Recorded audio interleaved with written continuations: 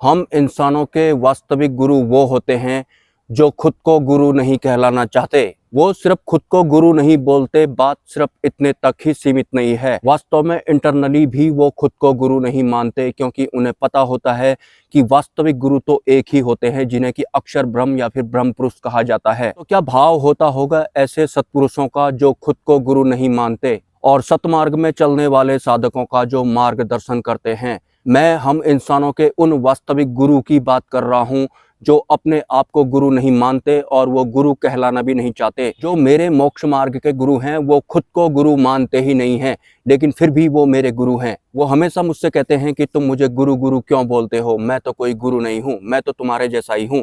क्योंकि वास्तव में हम इंसानों का एक ही गुरु होता है, या फिर हम इंसानों में सिर्फ एक ही गुरु होता है, जो कि सदगुरु होता है, सतपुरुष होता है, ब्रह्म पुरुष होता है, या फिर अक्षर ब्रह्म होता है। लेकिन इनमें से कोई भी अपने आप को गुरु नहीं मानते हैं। कमाल की बात है, परब्रह्म का प्रतिनिधित्व करने वाले ये सतोगुणी उच्च स्तरीय संत या फिर सदगुरु या फिर सतपुरुष या फिर ब्रह्म पुरुष या फिर अक्षर ब्रह्म अपने आप को गुरु नहीं मानते, अपने आप को गुरु नहीं कहलवाना चाहते, क्योंकि उन्हें पता होता है कि गुरु तो सिर्फ एक ही होता है, अक्षर ब्रह्म जिन्हें कहते हैं। और अगर हमें अक्षर ब्रह्म मिल भी जाते हैं तो भी वो अपने आप को गुरु नहीं मानते हैं। जो अपने आप को गुरु नहीं मानते हैं वही हम इंसानों के वास्तविक गुरु होते हैं। वो सिर्फ और सिर्फ सतोगुण का और ब्रह्म का प्रतिनिधित्व करते हैं। जो ब्रह्म होते हैं वो सतोगुणी होते हैं, ये आपको भूलना नहीं है। और जो सतोगुणी होता है या फिर जो सतमार्ग पे चलता है, उसका ही मुक्ति का मार्ग भी प्रशस्त होता है। और उसी मार्ग का प्रतिनिधित्व करने वालों को कहते हैं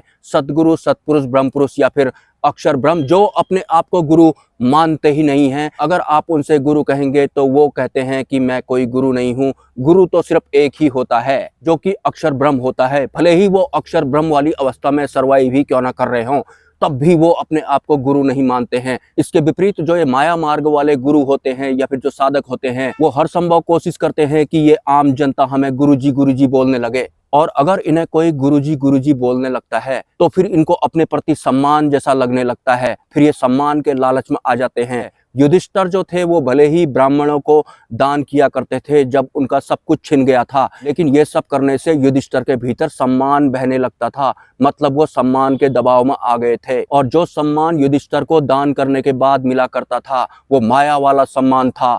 माया वाला जो ये सम्मान होता है ये भी अच्छा नहीं होता है। अगर आप अपने आप को सम्मानी महसूस करते हैं या फिर सम्मानी व्यक्तित्व वाला, स्वाभिमानी व्यक्तित्व वाला इंसान महसूस करते हैं, तो भी आपके मोक्ष मार्ग का रास्ता प्रशस्त नहीं होता है। या फिर सदगुरु या फिर अक्षर ब्रह्म जो कि अपने आप को गुरु नहीं मानते हैं, वो आपको एक्सेप्ट बिल्कुल भी नहीं करने वाले हैं, क्योंकि आप तो अपने आप को एक सम्मानी व्यक्ति मानते हैं। और जो सम्मान आपके भीतर बह रहा है वो माया वाला सम्मान होता है। भले ही आप किसी भी पद पर कार्य क्यों ना करते हों, इस सम्मान से भी आपको पीछा छुटाना होगा, अदरवाइज आपका मोक्ष मार्ग प्रशस्त नहीं हो सकता है। ये मैं आपको क्लियर बता देता हूँ। माया वाले ना तो सुख अच्छे होते हैं, ना दुख अच्छे होते हैं, ना सम्मान अच्छे होते हैं, और ना ही इंसल्ट अच्छी होती है। माया का कुछ अच्छा होता ही नहीं है। माया के आवरण में हमें जो भी सुख मिलता है वो सिर्फ इसी वजह से मिलता है ताकि हम अपनी वास्तविक परब्रह्म वाली फॉर्म की तरफ बढ़ ही ना पाएं।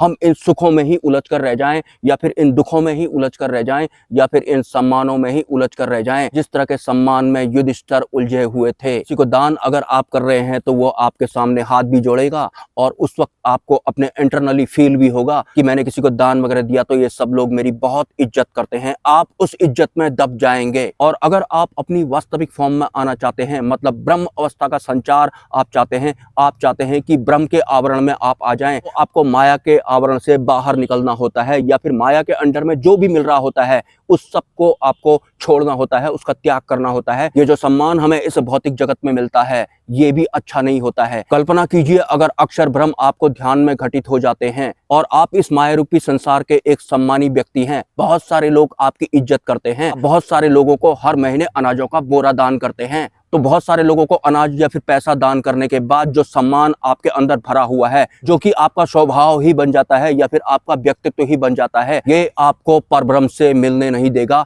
ये आपका सम्मान परब्रह्म और आपके बीच में खड़ा हो जाएगा। क्योंकि सत्पुरुष आपको इस भौतिक जगत में या फिर ध्यान की अवस्था में भी मिलते हैं, तो आप उनसे माया वाले एक सम्मान के साथ मिल रहे हैं। सम्मान तो बीच में खड़ा हो गया, ब्रह्म से आप कैसे मिलेंगे। और हाँ, जो लोग माया के आवरण में होते हैं, माया के आवरण में जो भी भला और बुरा होता है, उनके लिए वही वास्तविक भला और बुरा होता है। सम्मान बहुत सारे लोगों को बहुत पसंद आता है, सम्मान आपको आपकी वास्तविक फॉर्म में कभी नहीं आने देगा। स्पेशली अगर बहुत सारे लोगों का आप भला करते हैं और वो आपको बाबा जी या फिर भगवान जैसा समझते हैं, तो माया के आवरण में जो इंसान होता है वो चाहता है कि मेरा ये वाला सम्मान हमेशा बना रहे। ये सम्मान आपका सबसे बड़ा दुश्मन है। इस सम्मान से आपको पीछा छुटाना होगा। आपको सम्मान चाहिए या फिर ब्रह्म चाहिए, आपको पहले ही डिसाइड कर लेना है।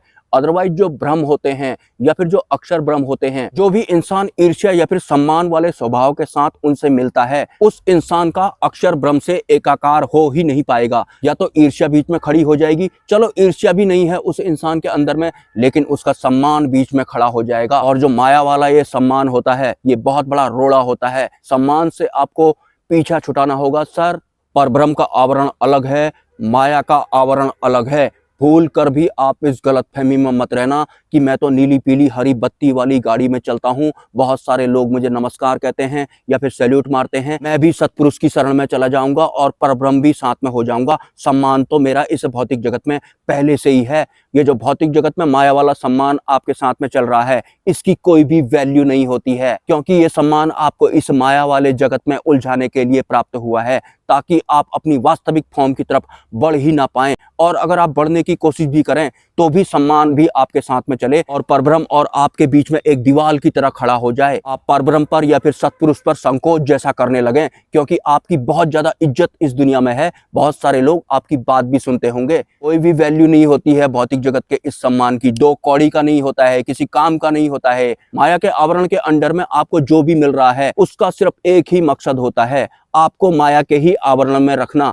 आपके बार बार जन्म और मृत्यु करवाते रहना, आपको माया वाले सुख और सम्मानों में ही उलझा कर रखना, ताकि आप अपनी वास्तविक फॉर्म में वापस ना आ पाएं, ताकि आप ब्रह्म वाले आवरण में कनेक्ट ना हो पाएं। हमारे इस माया वाले संसार में सम्मानित व्यक्तियों को पूजा जाता है, उनको किताबों में लिखा जाता है। वास्तविकता यही होती है इन सम्मानित व्यक्तियों की। ये माया के आवरण वाले सम्मानित व्यक्ति थे या फिर हैं, या फिर कुछ लोग तो बनना चाहते हैं।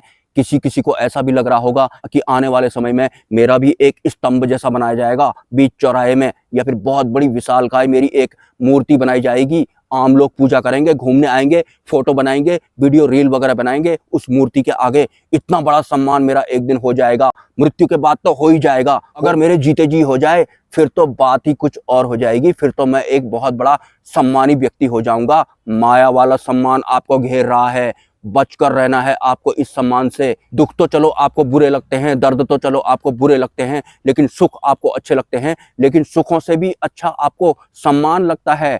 युधिष्ठिर को भी वह सम्मान बहुत प्रिय लगा करता था। जब भी वो ब्राह्मणों को दान किया करते थे, एक स्वभाव उनके अंदर बन गया था कि मैं एक मानी सम्मानी व्यक्तित्व वाला इंसान हूँ। बहुत सारे लोग कौरवों को बुरा और पांडवों को अच्छा समझते हैं। पांडव भी माया के अधीन वाले आवरण में सर्वाइव कर रहे थे, और कौरव तो एक तरह से दूषित बुद्धि वाले भी थे। और हाँ, आपको अपनी बुद्धि को शुद्ध रखना है, इस लाइन को आपको भूलना नहीं है। हालांकि ये एक बड़ा टॉपिक है, बुद्धि को शुद्ध करने के मामले में मैं कोई और वीडियो कभी न कभी जरूर बनाऊंगा, जब भी मैं दूसरे ग्रह के इस जमीनी भूभाग पर दोबारा से आऊंगा, जो कि अब पृथ्वी का हिस्सा बन चुका है। ध्यान रखें, इस माया रूपी संसार में कोई अगर आपकी तारीफ कर रहा है तो उससे आपका मैं क्रिएट होता है कि किसी ने मेरी तारीफ की है, मैं भी कुछ हूँ, मुझे अपने आप पर प्राउड जैसा फील होने लगता है।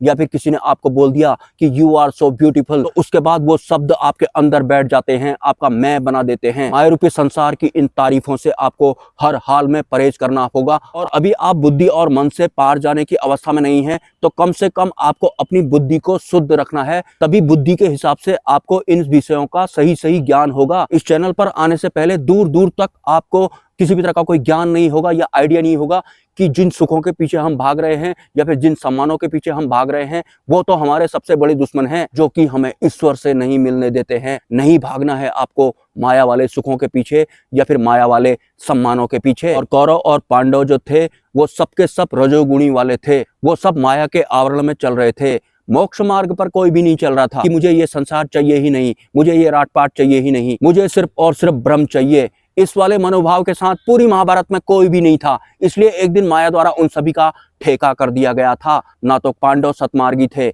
और ना ही कौरव सतमार्गी थे। कौरव तो सतमार्गी नहीं, कुछ और ही थे जो कि आम इंसान इस भौतिक जगत में आजकल बना हुआ है। सपोर्ट अगर आप करना चाहें तो कर सकते हैं। मिलते हैं किसी नेक्स्ट वीडियो में। नमस्कार।